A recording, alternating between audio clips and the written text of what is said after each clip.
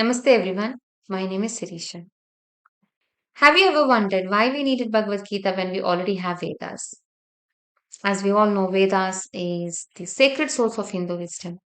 They speak about human responsibilities, sacrifices, truth, nature, divine, and also liberation.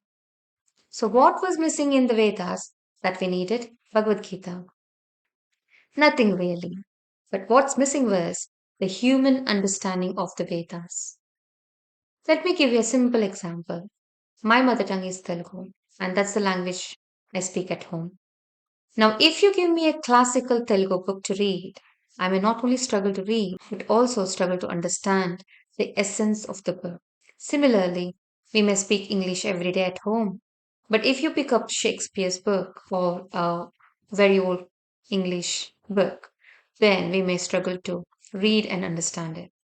That's exactly what was happening with Vedas too. People were interpreting Vedas in a different way that suited them or the way they wanted it to be because of lack of knowledge and understanding. Now, this is when it becomes very harmful and serious when self interest gets involved. For example, the scriptures might say, respect the head of the family. If a husband happens to be the head of the family, he might control his wife or ill treat his wife in the name of Dharma. But when we see something like that, what we must ask is that really what Hindu Dharma says? Or has he interpreted in a way that conveniently gave him power? Sometimes we don't interpret a teaching according to its deeper purpose. And Vedas are very, very deep. What happens is, after few generations, people may ask, why are the practices in Hindu Dharma so unfair? Or why are the practices so difficult? When actually, we should first ask, do the scriptures say what people are practicing? Or is this somebody's interpretation that has been passed down to us?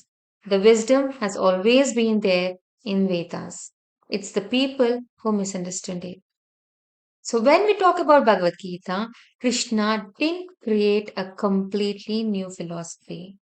What he did was bring the existing wisdom into a form that the Rajas, with the princes, and even the laymen could understand and apply it in their lives. Krishna made it practical and understandable. If you see, Krishna taught Bhagavad Gita in the middle of the battlefield to Arjuna, who was confused about what he should actually do. Can we connect that to our mind?